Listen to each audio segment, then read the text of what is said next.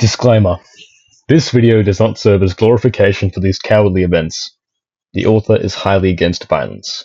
This video serves as a form of de-radicalization, discouragement for people making fun of tragic events, as well as disencouraging crime from happening.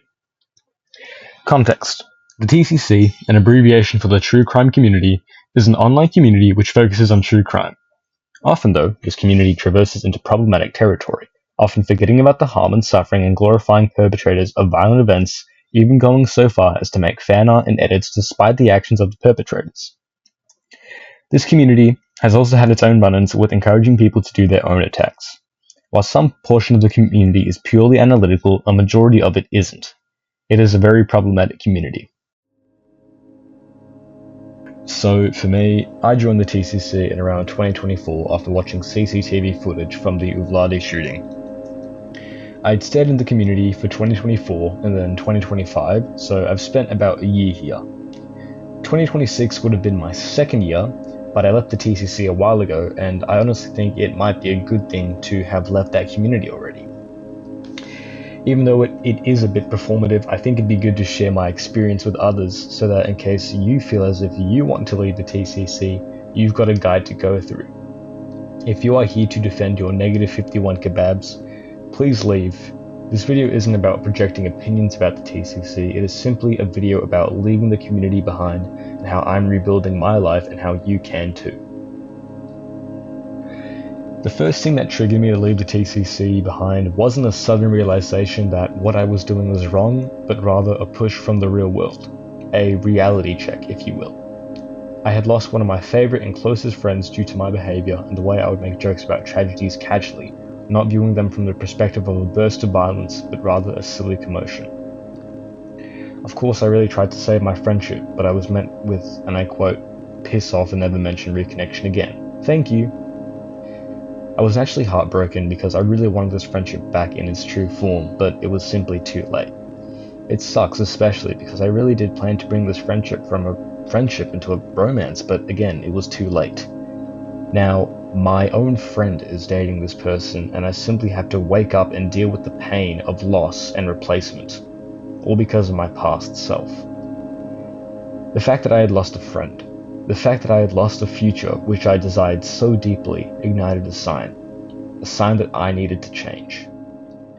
If I ever wanted this person back in my life, I would have to change. Now, I know that she probably never will come back in my life, but nonetheless, I decided I would have to change. For you, that push may not have already happened. In that case, please, take my story as a precaution, or maybe use my own story as your own push. Or maybe you've already had a push. Maybe you've got a visit from the police for what you've said online, or maybe you too have lost a friend. Regardless of what your push is, or lack thereof, change must be done now. The first step into changing was big. The way my journey started was on the Columbine forum, in which I had made a forum post about my last 24 hours there, and I wrote one last fanfiction for everyone there. If you are hesitant about leaving the TCC, which is fair enough, you might have some awesome friends there, you might want to consider giving yourself your own last 24 hours before you end up leaving. When my 24 hours were up, I didn't delete my account. I simply went quiet and I made a promise that I wouldn't go back to the forum. And that's the thing. At the start, I didn't quite keep that promise. I did go back a few times to the forum after, but I only ended up lurking, which means to view the website but not actually participate in discussion. If you're trying to leave, I really wouldn't recommend continuing to lurk in these spaces, and if you do find yourself lurking, think back to either my story or your push, because lurking means you're still connected, and we don't want to be connected.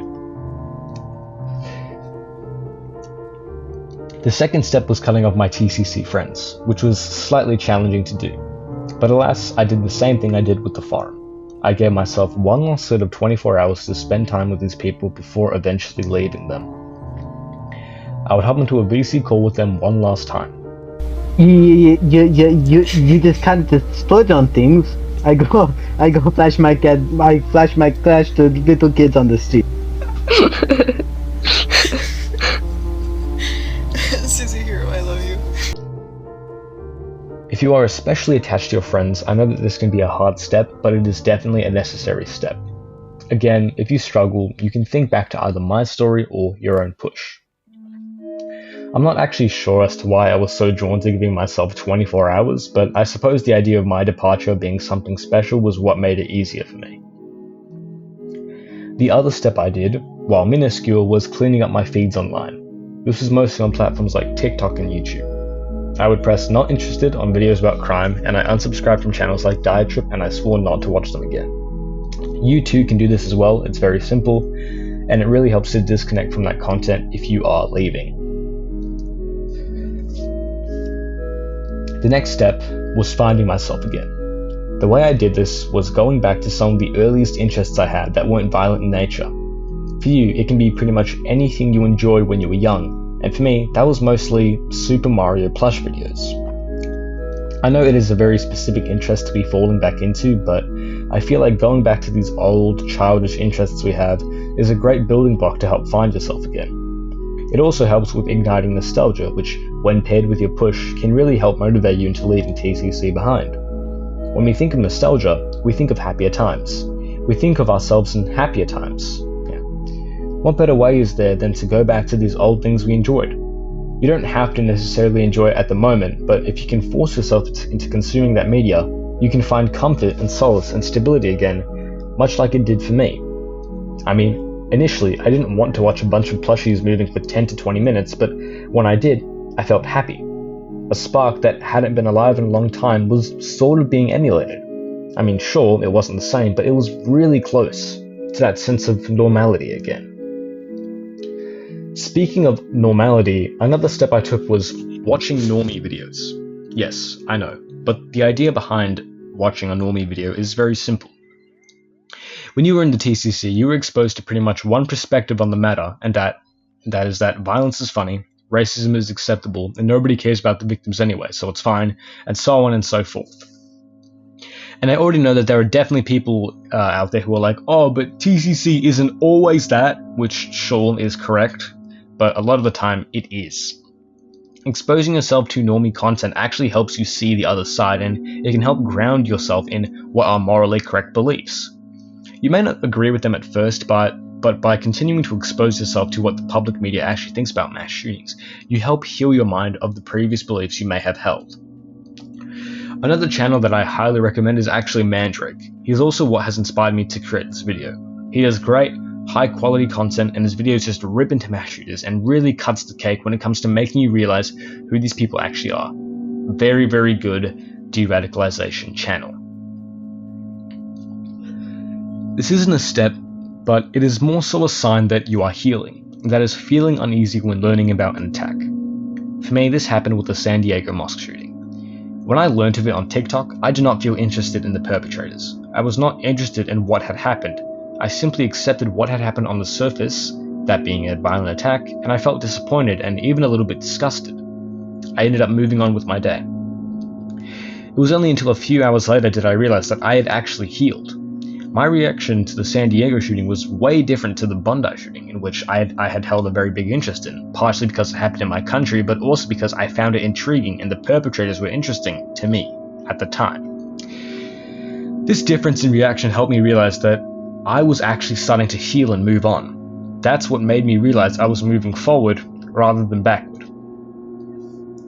And to be honest now, I'm still in the process of healing. Healing is something that happens in a day. It's something that happens over time. And just so you know, you can heal too. You can leave the community if you feel like you need to, and you can take the steps I did too. We are all growing into more mature and respectful people by doing this. And remember, leaving the TCC doesn't always follow a formula. For some people, it's harder, for others, it's easier. The path to self-improvement isn't always going to be perfect, but it is going to be worth it in the end. I wish you all the best on finding yourselves again and starting your journey into leading this community. Goodbye.